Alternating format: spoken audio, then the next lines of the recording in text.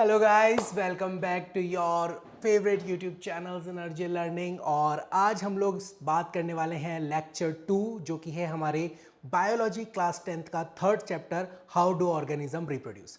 तो guys, last lecture के अंदर आप लोगों ने पढ़ा कि रिप्रोडक्शन का जनरल कंसेप्ट क्या होता है, हमने बात करी कि वेरिएशंस क्या होते हैं, ठीक है। और तो और हमने ये बात करी कि टाइम के रिस्पेक्ट में कौन सा मोड ऑफ रिप्रोडक्शन ज़्यादा पावरफुल या ज़्यादा एडवांस है, या कौन सा जो है वो वेरिएशन के हिसाब से एडवांस है। हमने एसेक्सुअल और सेक्सुअल दोनों रिप्रोडक्शन के बीच में अच्छे खासे डिफरेंसेस के बारे में बात करी, और हमने एक बहुत ही शानदार टॉपिक के बारे में बात करी, दैट इज डीएनए रेप्लिकेशन ज़रूरी क्यों है स्पेसिफिकली रिप्रोडक्शन के अंदर। ओके, तो चलिए शुरू करते हैं आज का लेक्चर। इससे पहले यदि अगर आप लोगों ने लेक्चर 1 नहीं देखा है तो मैं आपको रिकमेंड करूंगा कि आप प्लीज़ उसे देख लें। हम लोग बहुत ही छोटे छोटे वीडियोस के अंदर इस लेक्चर को कंप्लीट करने की कोशिश करेंगे, ताकि आपको स्पेसिफिकली जो टॉपिक पढ़ना हो आप वही पढ़ें और आपका टाइम सेव हो सके। तो चलिए शुरू करते हैं आज का लेक्चर। तो गाइज, लास्ट लेक्चर के अंदर जैसा कि आप लोगों को याद होगा कि हम लोगों ने बात करी थी वेरिएशंस के बारे में, है ना। तो आज उसी को हम लोग कंटिन्यू करते हुए चलेंगे। सबसे पहले हम लोग बात करेंगे इंपॉर्टेंस ऑफ वेरिएशंस के बारे में। तो देखो यार, आपकी एनसीईआरटी के अंदर ना क्लियरली लिख रखा है कि variations are very very important, लेकिन यार क्यों ज़रूरी है उसको समझने की हम कोशिश करते हैं। चलिए देखते हैं। तो देखो, होता क्या है कि हम जानते हैं कि डिफरेंट काइंड ऑफ ऑर्गेनिजम्स हमारी पूरी इकोसिस्टम के अंदर मिलते हैं हमें, ठीक है। डिफरेंट टाइप ऑफ ऑर्गेनिजम्स हमें देखने को मिलते हैं, डिफरेंट काइंड ऑफ ऑर्गेनिजम्स देखने को मिलते हैं। अभी जो डिफरेंट काइंड ऑफ ऑर्गेनिजम्स हैं, ये डिफरेंट टाइप के जो ऑर्गेनिजम्स हैं, किस वजह से डिफरेंट है? ये डिफरेंट है ड्यू टू देयर कैरेक्टर्स। सही बात है ना। अपने कैरेक्टर्स की वजह से डिफरेंट है। और कैरेक्टर्स डिफरेंट कैसे हो सकता है? जैसे फॉर एग्जांपल उनका नीश डिफरेंट हो सकता है, ठीक है। उनका हैबिटेट डिफरेंट हो सकता है, ठीक है। उनका फीडिंग हैबिट डिफरेंट हो सकता है। सही बात है ना। उनका रिप्रोडक्टिव टाइम और तो और उनका रिप्रोडक्टिव टेक्निक, सेक्सुअल है, एसेक्सुअल है, ये अलग अलग तरीके से डिफरेंट हो सकता है। तो रिप्रोडक्टिवली वो लोग डिफरेंट हो सकते हैं। तो ये अलग अलग टाइप के ऑर्गेनिजम्स हमें देखने को मिलते हैं। ये बात हम लोगों को बहुत अच्छे से क्लियर होती है, ठीक है। बहुत बढ़िया सर, सही है। अब वेरिएशंस का मतलब क्या होता है? डिफरेंसेस, है ना। वेरिएशंस का मतलब अगर मैं बात करूं तो वेरिएशन का मतलब होता है डिफरेंसेस। डिफरेंसेस डिफरेंसेस किस में? Differences in characters, differences in characters, है ना। तो अगर आप लोगों को याद हो तो लास्ट लेक्चर के अंदर मैंने आपको एक फूड चेन का एग्जांपल दिया था। लाइक ग्रास से इंसेक्ट हुआ, इंसेक्ट से फ्रॉग हुआ, फ्रॉग से स्नेक हुआ। तो आप ये बात समझिए कि ग्रास एक अलग ऑर्गेनिज्म है ना। उसके खुद के कैरेक्टर्स हैं, जैसे कि वो प्रोड्यूसर्स की कैटेगरी में आते हैं। उनके अंदर फोटोसिंथेसिस करने की पावर होती है, वो प्लांट्स हैं, राइट। उनके अंदर सेल वॉल होता है, ठीक है। उनके अंदर रूट्स होती हैं, स्टेम होता है, लीफ होता है, अलग अलग तरीके की चीज़ें। वहीं अगर मैं बात करूं इंसेक्ट की, तो वो तो एनिमल है। उसके अंदर तो अलग अलग तरीके के दूसरे ऑर्गन्स मिलेंगे, उसके अंदर फोटोसिंथेसिस नहीं होगा। समझ पा रहे हो? तो दोनों डिफरेंट है ना, अलग अलग तरीके से। अब मान लो कि किसी एक पर्टिकुलर जगह पे सिर्फ इंसेक्ट्स रहते हैं, है ना। जैसे मान लीजिए भैया, हमारे घर के अंदर क्या होता है, शाम होते ही मम्मी बोलती है कि भैया ये जो खिड़की दरवाजे हैं ये बंद कर दो। क्यों? क्योंकि यार मच्छर जो हैं वो अपनी बारात लेकर के आ रहे हैं, है ना। बहुत ही खतरनाक तरीके के जो जीव हैं मच्छर, करते करते आते हैं कानों के पास पास, पहले आकर के बोलते हैं भैया सुई चुबाने वाला हूँ। जब तक तुम इधर देखते हो वो पटाख से आकर के तुम्हें सुई चुबा के चला जाता है। सही है ना। तो अब है क्या कि इंसेक्ट्स की अगर मैं बात करूं, जैसे मॉस्किटो की अगर मैं बात करूं, तो वो अपने आप में एक ऑर्गेनिज्म है ना। अपने आप में उसके कुछ कैरेक्टर्स हैं। सही बात है, ठीक है। अब मॉस्किटो सिर्फ एक टाइप का तो होगा नहीं, मॉस्किटो तो डिफरेंट डिफरेंट टाइप के हो सकते हैं, अलग अलग तरीके के हो सकते हैं। जैसे अगर आपको थोड़ा बहुत पता हो तो मलेरिया को एक जगह से दूसरी जगह फैलाने वाली जो मॉस्किटो होती है वो होती है फीमेल एनोफिलिस मॉस्किटो। वहीं एडीज मॉस्किटो जो है वो अलग तरीके के ऑर्गेनिजम्स को वेक्टर की तरह यूज़ करती है, मतलब वो दूसरे डिजीज के लिए होती है ना। ऐसे ही हमारे पास क्यूलेक्स मॉस्किटो होती है। तो अलग अलग तरीके के मॉस्किटोज होते हैं, बहुत अलग अलग तरीके के, राइट। जैसे फ्रॉग जो होता है उसकी अलग अलग वेराइटीज़ होती हैं, ठीक है। टाइगर्स जो हैं वो अलग अलग हो सकते हैं, लायंस अलग अलग हो सकते हैं, डॉग्स की तो कितनी सारी ब्रीड्स होती हैं, कैट्स की कितनी सारी ब्रीड्स होती हैं। तो ये अलग अलग टाइप के हो सकते हैं ना। तो ये जो अलग अलग टाइप के ऑर्गेनिजम्स हैं ये बेटा वेरिएशंस की वजह से आते हैं, ठीक है। तो देखो होता क्या है, मैं आप लोगों को समझाता हूँ बहुत ही सिंपल लैंग्वेज में। जब किसी भी ऑर्गेनिज्म के अंदर डीएनए होता है, और डीएनए ही क्या है, उसका मेन पार्ट है जहाँ पे सारी इंफॉर्मेशन रखी हुई है, सही है। जब बेटा डीएनए की कॉपी होती है ना, जब डीएनए की कॉपी होती है तो 100% सेम कॉपी हो ऐसा हर बार जरूरी नहीं है। हमारी एनसीईआरटी माताजी साफ साफ ये बात बोलती हैं कि भैया हर किसी बायोकेमिकल रिएक्शंस के ऊपर हम 100% डिपेंडेंट नहीं हो सकते, वो 100% रिलायबल नहीं है। जैसे कि मान लीजिए कि इस डीएनए से इस डीएनए कॉपी होते वक्त 99.99% है ना, 99.99% डीएनए तो एग्जैक्टली सेम टू सेम आया, लेकिन ये जो 0.01% डिफरेंस हुआ, इसकी वजह से यहाँ पे एक नया कैरेक्टर आ जाएगा, और वो जो नया कैरेक्टर है वही वेरिएशंस लेकर के आता है। बट सर हम तो बात कर रहे हैं कि यार इंपॉर्टेंस ऑफ वेरिएशन क्या है।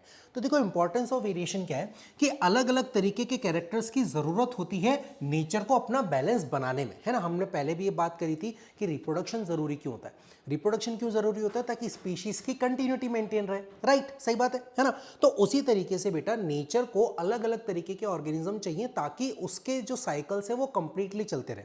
लाइक फूड साइकिल, प्रोड्यूसर्स भी चाहिए नेचर को, लाइक ग्रीन प्लांट्स, एल्गी, है ना। उसके बाद उनको प्राइमरी कंज्यूमर्स चाहिए जिसमें हर्बीवोर्स भी आ सकते हैं, इंसेक्ट्स वगैरह आ सकते हैं। फिर उनको सेकेंडरी कंज्यूमर्स चाहिए जिनमें कार्निवोर्स आ सकते हैं, है ना, टर्शियरी कंज्यूमर्स चाहिए। तो ये अलग अलग तरीके के ऑर्गेनिजम्स उसको चाहिए। अब एक ही पर्टिकुलर जगह पे अगर ऑर्गेनिजम्स की स्पीशीज़ के बारे में बात की जाए तो उनका नीश सेम होगा। जैसे सारे मॉस्किटो सेम टाइप का नीश फॉलो करेंगे, सेम टाइप का हैबिटेट, सेम टाइप की फीडिंग हैबिट, सेम टाइप का रिप्रोडक्टिविटी, सही है। लेकिन अगर मान लो कि ये जो ऑर्गेनिज्म जिस जगह पे रहता है, जिस एनवायरनमेंट में रहता है, वो एनवायरनमेंट क्या इसके कंट्रोल में है?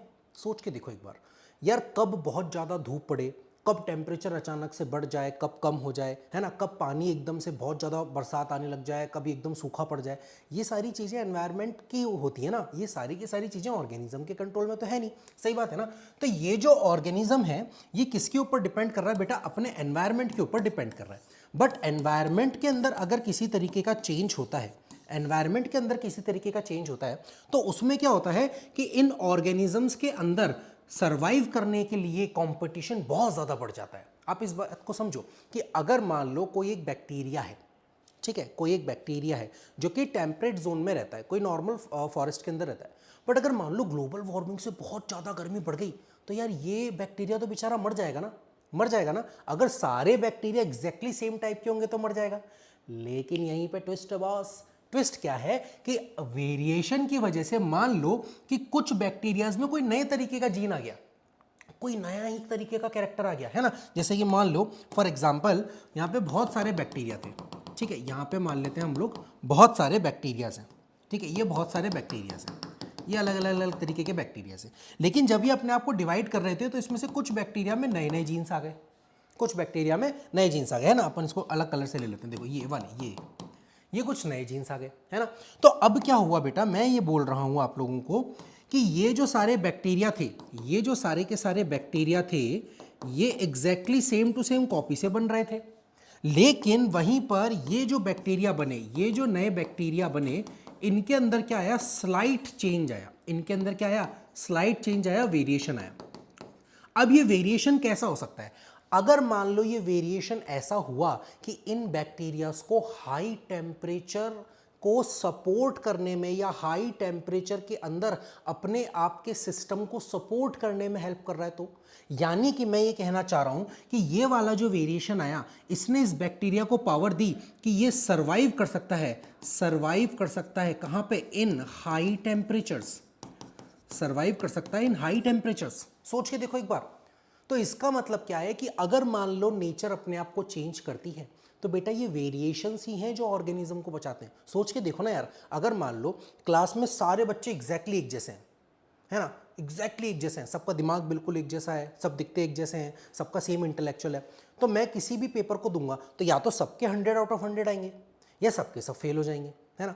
लेकिन ऐसा नहीं होता ना, कुछ बच्चे 100 आउट ऑफ 100 लाते हैं, कुछ बच्चे 90 आउट ऑफ 100 लाते हैं, कुछ बेचारे 40 आउट ऑफ 100 लेकर आते हैं ना, और कुछ होते हैं बैक बेंचर जिनको फर्क ही नहीं पड़ता उनके नंबर क्या आ रहे हैं, सही बात है।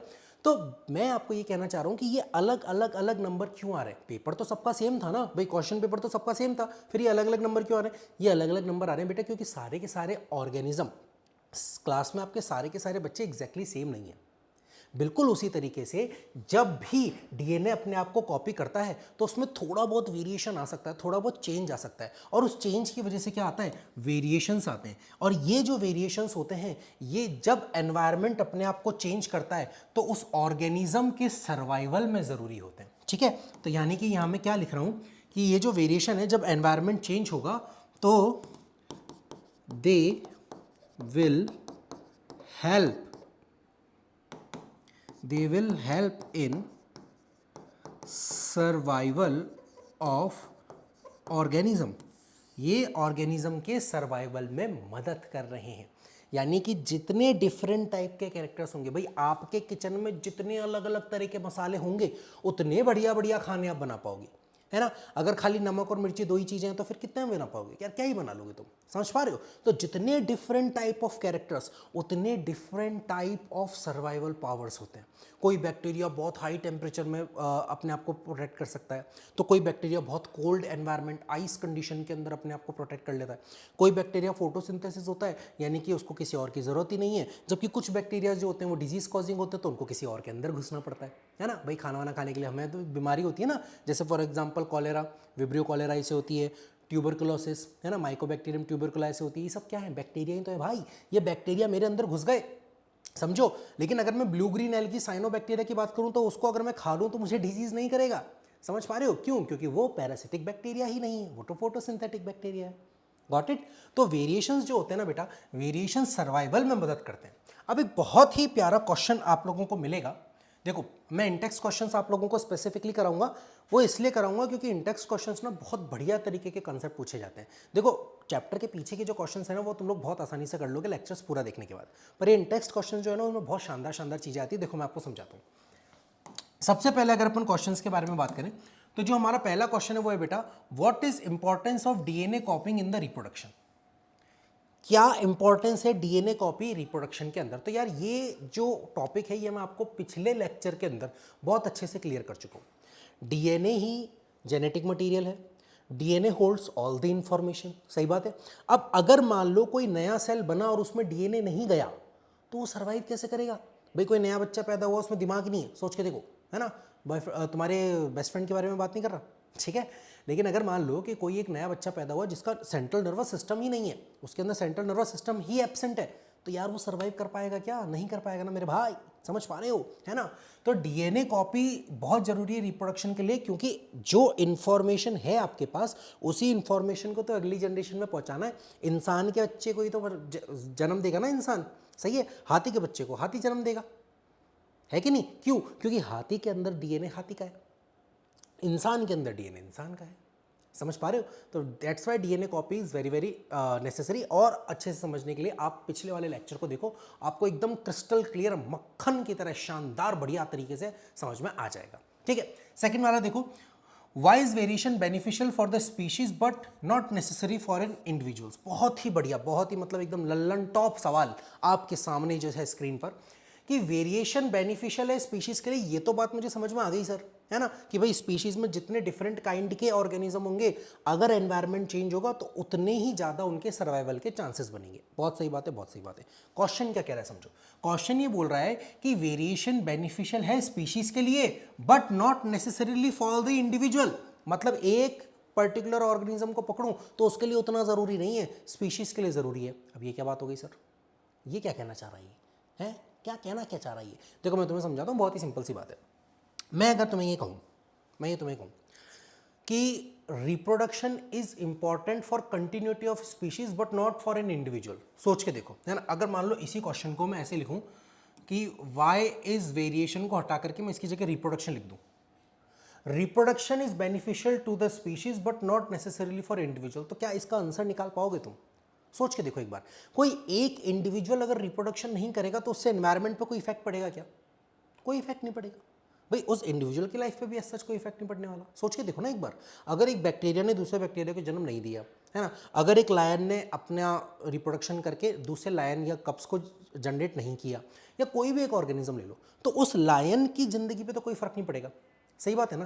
क्योंकि जब भी हम लोग बेनिफिशियल स्पेसिफिक्स की बात करते हैं तो हम बात करते हैं बेटा पॉपुलेशन के बेस पे। एक पर्टिकुलर इंसान रिप्रोडक्शन नहीं करे चलेगा, पर अगर सारे के सारे इंसान रिप्रोडक्शन करना छोड़ दें तो भैया 100 से 120 साल के अंदर पूरी धरती जो है वो इंसानों से मुक्त हो जाएगी। बिल्कुल उसी तरीके से बच्चा जी वेरिएशन जो है वो स्पीशीज़ के लिए बेनिफिशियल है। क्यों? क्योंकि जैसा कि मैंने आपको बताया एक ग्रुप ऑफ ऑर्गेनिज्म है, जैसे मान लो ये बैक्टीरिया, इस पेट्री डिश के अंदर बहुत सारे बैक्टीरिया है, तो मैंने क्या बोला, many bacterias are present, many bacteria are present, many bacteria, ठीक है, many bacterias are present. Okay, तो यहाँ पर जो इतने भी बहुत सारे बैक्टीरियाज हैं, मैंने बोला कि ये एक सिंगल स्पीशीज़ है, ये एक सिंगल स्पीशीज़ है, सही है ना। अब अगर मान लो कि मैं उसको गर्म कर दूं, मैं इसको बहुत ज़्यादा गर्म कर दूं, तो सारे के सारे बैक्टीरिया मर जाएंगे अगर उनमें वेरिएशन नहीं होगा तो। लेकिन अगर मान लो इनमें से कुछ बैक्टीरियाज ने अपने अंदर वेरिएशन लेकर आया, ये देखो ये कुछ बैक्टीरिया है जिनके अंदर कुछ नए कैरेक्टर आ गए, कुछ नए वेरिएशन आ गए, तो जब तक इसका टेम्परेचर नॉर्मल था तब तक बताओ ये रेड वाला बैक्टीरिया और ये ऑरेंज वाला बैक्टीरिया दोनों में कोई डिफरेंस हुआ क्या? दोनों को कोई फायदा नुकसान हुआ क्या? नहीं, एनवायरनमेंट नॉर्मल है, दोनों नॉर्मली जी रहे हैं। तो स्पीशीज के बेसिस पे अगर हम देखें, अगर मैं इसको गर्म करूंगा तो सिर्फ ये वाले बैक्टीरिया सर्वाइव करेंगे बेटा, और फिर यही वाले बैक्टीरिया क्या करेंगे, अपनी कॉलोनी प्रोड्यूस करेंगे, यही वाले बैक्टीरिया अपनी कॉलोनी प्रोड्यूस करेंगे। समझ पा रहे हो? तो अगर मैं बात करूं वेरिएशन की, तो वो स्पीशीज के लेवल पे बेनिफिशियल है, क्योंकि पूरी स्पीशीज को फायदा होता है, स्पीशीज एक्सटेंट होने से बच जाती है। एनवायरनमेंट के चेंज होने पर जब स्पीशीज के ऊपर एक्सटिंक्शन का खतरा आता है तो वो एक्सटिंक्ट होने से बच जाती है ड्यू टू वेरिएशन। समझ पा रहे हो? जैसे 100 लोग हैं, 100 में से 20 में वेरिएशन आ गया, एनवायरनमेंट चेंज हुआ तो 20 जिंदा रह गए, 80 मर गए पर 20 जिंदा रह गए, तो उन 20 जिंदा रहने की वजह से जब वो रिप्रोडक्शन करेंगे तो वापस से वो स्पीशीज जो है वो आगे बढ़ेगी। तो स्पीशीज खत्म होने से बच गई, एक्सटेंट होने से बच गई, पर वो 20 लोगों को क्या फायदा हुआ इस चीज़ का? आप बोलोगे कि सर जिंदा रह गए, बिल्कुल सही बात है, लेकिन वो तो तब ना जब एनवायरनमेंट चेंज होगा। अगर मान लो एनवायरनमेंट चेंज ही नहीं हुआ तो क्या फायदा? समझ पा रहे हो? That's why variation is very beneficial in condition of species. अगर हम स्पीशीज की टर्म्स में बात करते हैं, पॉपुलेशन की टर्म्स में बात करते हैं, तो बेटा वेरिएशंस या reproduction is very beneficial for species. Okay, but अगर हम एक इंडिविजुअल के लेवल पे बात करें तो उसके लिए इतना ज़्यादा इंपॉर्टेंट नहीं है। जैसे कि एक सिटी के अंदर डॉक्टर भी होना चाहिए, इंजीनियर भी होना चाहिए, आर्किटेक्ट भी होना चाहिए, है ना, पुलिस वाला भी होना चाहिए, आर्मी वाला भी होना चाहिए, सब होने चाहिए, पर एक ही इंसान को सब कुछ बनने की जरूरत नहीं है ना। Getting my point? समझ पा रहे हो, है ना? तो बस इसी चीज़ को बेटा हम लोग बोलते हैं। तो ये दोनों ही बढ़िया से लल्लन टॉप सवाल हैं, और अगर ये एग्जाम में आ जाते हैं तो हमारे प्यारे प्यारे नन्हे मुन्ने बच्चों के हाथों से तोते उड़ जाते हैं। क्यों उड़ जाते हैं? क्योंकि वो कंसेप्ट को अच्छे से डिटेल में समझते नहीं है ना। लेकिन आप लोगों के साथ ऐसा बिल्कुल नहीं होने वाला, ठीक है? क्लियर है बात? चलिए, तो फिर अब हम हमारे लेक्चर को आगे बढ़ाते हैं, और बेटा अभी हम लोग बात करेंगे एसेक्सुअल मोड ऑफ रिप्रोडक्शन की। तो अभी तक हम लोगों ने क्या पढ़ लिया? हमने पिछले लेक्चर में रिप्रोडक्शन का जनरल कंसेप्ट समझ लिया, नीड ऑफ रिप्रोडक्शन समझ लिया, इंपॉर्टेंस ऑफ रिप्रोडक्शन, फिर हमने mode of reproduction types, asexual sexual दोनों के बीच में डिफरेंसेस समझा, हमने डीएनए कॉपी के बारे में बात करी, उसकी इंपॉर्टेंस के बारे में बात करी, फिर आज के लेक्चर में हम लोगों ने स्टार्ट किया वेरिएशन और उसकी इंपॉर्टेंस से, ठीक है? और अब हम लोग बात कर रहे हैं बेटा एसेक्सुअल मोड ऑफ रिप्रोडक्शन, यानी कि अभी हम एसेक्सुअल मोड ऑफ रिप्रोडक्शन को पकड़ेंगे, देखेंगे उसके कितने टाइप्स हैं, और हमें एक एक को सिंगली इंडिविजुअली अच्छे तरीके से पढ़ना है। तो चलिए शुरू करते हैं। सबसे पहले मैं आप लोगों को एक बहुत ही रापचिक सा बढ़िया सा माइंड मैप बनवा देता हूं कि कौन कौन से टाइप के क्वेश्चंस आ सकते हैं, है ना। तो देखो, दो तरीके के क्वेश्चंस आते हैं। एक आते हैं जो आपके 1 मार्क्स वाले होते हैं, जिनके अंदर आपको फिल इन द ब्लैंक्स पूछा जा सकता है, ट्रूथ फॉल्स पूछा जा सकता है, मैच द फॉलोइंग्स पूछा जा सकता है, ओके, और तो और आपके एमसीक्यूज आ सकते हैं। उनमें जनरली जो चीज़ पूछी जाती है ना बेटा, वो होता है एग्जाम्पल्स, कि कौन कौन से एग्जाम्पल कौन कौन सी कैटेगरी के अंदर आएंगे। तो उसके लिए मैं आप लोगों को एक बहुत ही सिंपल सी टेबल बना रहा हूँ, आपको ये समझ में आ जाएगा कि कौन कौन से टाइप के एसेक्सुअल रिप्रोडक्शन है और उनके अंदर कौन कौन से एग्जाम्पल है। फिर अपन एक एक को पकड़ेंगे और उसको फर्स्ट क्लास धो डालेंगे और उसके सारे कंसेप्ट को अपने दिमाग में छाप लेंगे, ठीक है? चलिए शुरू करते हैं, है ना। तो एसेक्सुअल मोड ऑफ रिप्रोडक्शन की जब हम लोग बात करते हैं बेटा, तो एसेक्सुअल मोड ऑफ रिप्रोडक्शन का मतलब क्या हम लोग अच्छे से समझ सकते हैं। इसके अंदर क्लोन फॉर्मेशन होगा, प्रिमिटिव टाइप के ऑर्गेनिजम्स के अंदर होता है, मेल फीमेल का कोई कंसेप्ट यानी कंसेप्ट ऑफ सेक्स इसके अंदर एब्सेंट होता है, यहाँ पे वेरिएशन आने के चांसेस बहुत ज़्यादा कम होते हैं, टाइम के रिस्पेक्ट में ये बहुत ज़्यादा एडवांस है, वेरिएशन के रिस्पेक्ट में ये प्रिमिटिव है, और इसके अंदर सेक्सुअल रिप्रोडक्शन के इवेंट्स जैसे कि gamete formation, gamete transfer, fertilisation, zygote formation जैसा कंसेप्ट देखने को नहीं मिलता, ठीक है। अगर हम टाइप्स ऑफ एसेक्सुअल रिप्रोडक्शन के बारे में बात करें तो बेटा हमारे कोर्स में जो है वो टोटल 6 टाइप्स के एसेक्सुअल रिप्रोडक्शन है। सबसे पहले अगर हम लोग बात करेंगे तो उसका नाम है बेटा फिजन, ठीक है, फिजन, ठीक है। और फिजन हमारे दो केस में बेटा, एक है हमारे पास बाइनरी फिजन और एक है हमारे पास मल्टीपल फिजन, ठीक है। एक है हमारे पास बाइनरी फिजन और एक है हमारे पास मल्टीपल फिजन। फिर सेकंड हमारे पास आता है बेटा सेकंड बडिंग, ठीक है। सेकंड हमारे पास जो है वो है बडिंग। थर्ड हमारे पास जो है उसका नाम है फ्रेगमेंटेशन। फ्रेगमेंटेशन, इसमें से काफ़ी सारे तो आप लोग जूनियर क्लासेस में पढ़ करके आए हो ऑलरेडी, ठीक है। फिर उसके बाद फोर्थ नंबर पे हमारे पास आता है रीजनरेशन। रीजनरेशन, ठीक है। फिफ्थ नंबर पे हमारे पास आता है स्पोर्यूलेशन। स्पोर्यूलेशन, सर ये क्या बोल रहे हो बेटा, इसी को स्पोर फॉर्मेशन भी कहते हैं, स्पोर फॉर्मेशन, है ना। और तो और लास्ट में, last but not the least, हमारे पास है 6 नंबर पे वेजिटेटिव प्रोपोगेशन। वेजिटेटिव प्रोपोगेशन, ठीक है। वेजिटेटिव प्रोपोगेशन हम लोगों को पढ़ना है रूट से, स्टेम से और लीफ से, ठीक है। और स्पोरुलेशन यानी स्पोर फॉर्मेशन में भी मैं दो आपको चीज़ें बताऊंगा। एक आपको मैं बताऊंगा कि एक्सोजीनस यानी कि बॉडी के बाहर स्पोर बनते हैं, उसका एग्जाम्पल क्या है, और एंडोजीनस यानी बॉडी के अंदर जो बनते हैं उसका एग्जाम्पल क्या है। बेटा ये बहुत ही डिटेल्ड लेक्चर्स हैं, यानी कि इन लेक्चर से आप ओलंपियाड तक के क्वेश्चंस आराम से क्लियर कर लोगे। इसलिए आप लोगों को थोड़ा सा लग सकता है कि सर ये तो एनसीईआरटी से थोड़ा सा आप एक्स्ट्रा पढ़ा रहे हो, बट यार ज़रूरी है ना यार, थोड़ा थोड़ा एक्स्ट्रा तो बनता है ना यार, है थोड़ा सा एक्स्ट्रा प्यार, थोड़ा सा एक्स्ट्रा पढ़ाई, थोड़ा सा एक्स्ट्रा खाना, थोड़ा सा एक्स्ट्रा खेलना, भाई थोड़ा थोड़ा एक्स्ट्रा बनता है ना यार, थोड़ा सा एक्स्ट्रा देख लो यार, फिर मज़ा आएगा। देखो ठीक है, तो शुरू करते हैं सबसे पहले हम लोग फिजन के बारे में। तो let us start with the fission, okay. तो फिजन की अगर हम लोग बात करें बाइनरी फिजन, तो बाइनरी फिजन जो है बेटा उसके अंदर हमारे पास एग्जांपल कौन कौन से आते हैं, मैं अभी आप लोगों को सिर्फ और सिर्फ एग्जांपल लिखवा रहा हूं, ठीक है। अब एक काम करो ना, आप फटाफट से पहले इसको टेबल के फॉर्म में बना लो, 1 सेकंड के लिए स्क्रीनशॉट ले लो, और फिर उसके बाद मैं आप लोगों को नेक्स्ट पढ़ाता हूं, ठीक है, जल्दी से। 5 से 6:30 देख लो। ओके, लिख लिया। तो चलो फटाफट से एग्जांपल्स के बारे में बात करते हैं। तो बाइनरी के अंदर हमारे पास क्या क्या एग्जांपल्स आते हैं बेटा, बाइनरी के अंदर हमारे पास एग्जांपल आते हैं बैक्टीरिया, हमारे पास आएगा बैक्टीरिया, हमारे पास आएगा अमीबा, है ना अमीबा, फिर हमारे पास आ जाएगा पैरामीशियम। सर कैसी कैसी बातें कर रहे हो आप, कौन सी लैंग्वेज है ये, यूग्लिना। बेटा ये सब यूनिसेलुलर ऑर्गेनिजम्स है, एवरीवन इज यूनिसेलुलर ऑर्गेनिजम्स, है ना।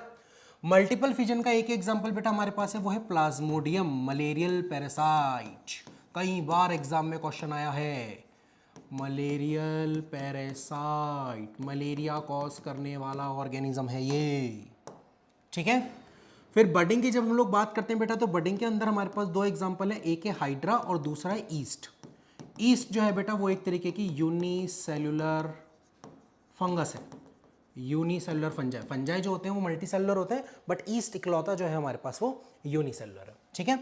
फिर बात करते हैं हम लोग फ्रेगमेंटेशन की। तो फ्रेगमेंटेशन के अंदर हमारे पास क्या एग्जांपल आता है बेटा, फ्रेगमेंटेशन में हमारे पास आता है स्पाइरोगायरा, मतलब कि algae, green algae, red algae हमारे पास इसके एग्जांपल में आते हैं। अच्छा एक चीज़ और मस्त खतरनाक सी बात बताऊं, हाइड्रा भी फ्रेगमेंटेशन में आ सकता है, और ये बच्चे जनरली मिस कर जाते हैं। हाँ, आपकी बुक में दे रखा है कि simple organism such as hydra and spirogyra, जब उनकी बॉडी कट होती है तो वो अपने आप को पूरी की पूरी बॉडी के अंदर कन्वर्ट कर लेते हैं, मतलब पूरा का पूरा रीजनरेट कर लेते हैं, है ना। रीजनरेशन के अंदर भी मैं इसका एग्जांपल ले सकता हूँ, ठीक है। चलो हाइड्रा का एग्जाम करता हूँ, मैं आपको फ्रेगमेंटेशन की जगह रीजनरेशन में पढ़ाऊंगा, लेकिन दोनों एक ही बात है, लेकिन धीरे धीरे मैं समझाऊंगा आपको, है ना। रीजनरेशन के अंदर हमारे पास एग्जाम्पल आता है बेटा प्लेनेरिया का, प्लेनेरिया का, और हाइड्रा का भी एग्जाम्पल है यहाँ पे, ठीक है। हाइड्रा मैं यहाँ भी लिख देता हूँ, क्योंकि अगर आएगा तो आप लोग लिख सकते हो, ठीक है, हाइड्रा, है ना। हालांकि मेनली हाइड्रा जो होता है वो बडिंग करता है, ओके, और रीजनरेट, रीजनरेट हो चाहे फ्रेगमेंटेशन हो, ये दोनों एक ही बात है, ठीक है। तो मैं यहाँ पे लिख देता हूँ, यहाँ पे पूछूं मैं चाहे यहाँ पे पूछूं मैं, same thing. Sir same thing कैसे है, अभी जब पढ़ाऊंगा आप लोगों को लेक्चर में तो आप लोगों को अच्छे से समझ में आ जाएगा, ठीक है। चलिए शुरू करते हैं। फिर नेक्स्ट हमारे पास आता है बेटा स्पोरुलेशन यानी कि स्पोर फॉर्मेशन। और जब स्पोर फॉर्मेशन के बारे में बात करते हैं तो एक्सोजीनस यानी बॉडी के बाहर जो स्पोर बनते हैं बेटा उनका नाम है conidia. Conidia is not an example, okay 2 second. जो बॉडी के बाहर स्पोर बनते हैं ना बेटा उनका नाम है कोनिडिया। Just a moment. उसका एग्जाम्पल, उसका नाम जो है वो होता है बेटा कोनिडिया। कोनिडिया, ठीक है, कोनिडिया। और इसके एग्जाम्पल की अगर मैं बात करूं तो इसके एग्जाम्पल में आते हैं फंगस जैसे कि पेनिसिलिन, पेनिसिलियम, है ना, फंगस, फंजा इसके एग्जाम्पल में आता है। वहीं एंडोजीनस स्पोर के बारे में बात करें तो एंडोजीनस स्पोर को सिंपली स्पोर्स बोल देते हैं, सिंपली स्पोर्स बोल देते हैं, जैसे कि जूस्पोर, जूस्पोर्स, है ना। क्या है ये सब, टेंशन मतलब डिटेल में समझ में आएगा, ओके। और इसके एग्जाम्पल की अगर मैं बात करूं बेटा तो म्यूकर, है ना, या Puccinia, basically fungi, basically fungi, है ना। यानी कि स्पोरुलेशन का मेन जो है वो फंजाई होता है। यहाँ लिख देता हूं मैं बड़ा बड़ा, फंजाई। अगर हमें एमसीक्यू पूछ लिया जाए तो हम फंजाई पे टिक कर देंगे, ठीक है। वेजिटेटिव प्रोपोगेशन जो होता है बेटा इसको मैं बोल सकता हूं asexual reproduction in plants, asexual reproduction in plants. ये प्लांट्स का एसेक्सुअल रिप्रोडक्शन है बेटा, प्लांट्स का एसेक्सुअल रिप्रोडक्शन, ठीक है। अलग अलग एग्जांपल हमारे पास आते हैं, जैसे कि जब मैं रूट की बात करूं तो उसके अंदर एग्जांपल हमारे पास आएगा स्वीट पोटैटो का, स्वीट पोटैटो का, है ना। स्टेम के अंदर दुनिया भर के एग्जांपल है, जैसे हमारे पास है ग्रासेस, जैसे हमारे पास है शुगर केन, जैसे हमारे पास है बैम्बू, ठीक है। और लीफ के अंदर बहुत ही प्यारा और बहुत ही सुंदर एग्जांपल हमारे पास है ब्रायोफिलम, ब्रायोफिलम, है ना, ठीक है। आप टेंशन मत लो, इसको हम लोगों को बहुत ज़्यादा डिटेल में नहीं पढ़ना, हमें सिर्फ पता होना चाहिए कि किसमें क्या एग्जांपल्स हैं। तो ये जो है this is very very very very important बेटा जी, है ना, very very important, very very important. बहुत सारे क्वेश्चन जो हैं वो आपके इस स्लाइड से क्लियर हो जाएंगे, है ना। तो फटाफट से एक बार स्क्रीनशॉट ले लो या चाहो तो शांति से बैठ करके लिख लो वीडियो पॉज करके, और फिर उसके बाद हम लोग आगे चलेंगे। चलिए लिख लीजिए फटाफट से।